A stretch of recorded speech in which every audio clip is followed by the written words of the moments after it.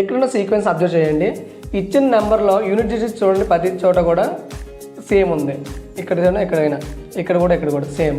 So ఇలాగా unit డిజిట్స్లో same number వచ్చినప్పుడు ఎంత సింపుల్గా మల్టిప్లై చేయొచ్చు అంటే, సింపుల్గా మన యూనిట్ డిజిట్ ఏదైతే ఉందో దాన్ని మల్టిప్లై చేయండి ఫస్ట్. ఆ రెండు మళ్ళీ ప్రోడక్ట్ ఏమవుతుందంటే చివర 2 నెంబర్లు అవుతాయి మనకి. ఓకేనా. నెక్స్ట్ రిమైనింగ్ ఉండిపోయింది కదా 4 and 6. సో ఈ 2 ప్లేస్ని ఏ విధంగా మనం భర్తీ చేస్తామంటే, ఈడి ఒక ప్రోడక్ట్ ప్లస్ ఈ యూనిట్ డిజిట్ ప్లస్ చేయాలన్నమాట.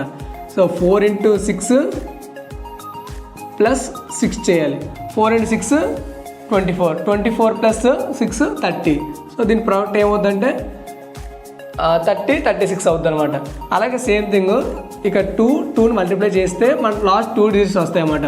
మరి ఓన్లీ 4 వచ్చింది కదా, మరి రిమైనింగ్ డిజిట్ ఏమవుతుందంటే ఏమీ లేనప్పుడు 0 మనం కన్సిడర్ చేయాలన్నమాట, ఏమీ లేనప్పుడు.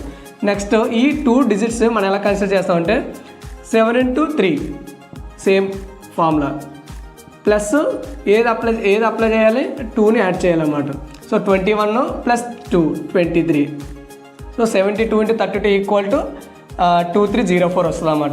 Next same thing 4 into 4 16 and 7 into 3 21 plus 4 27.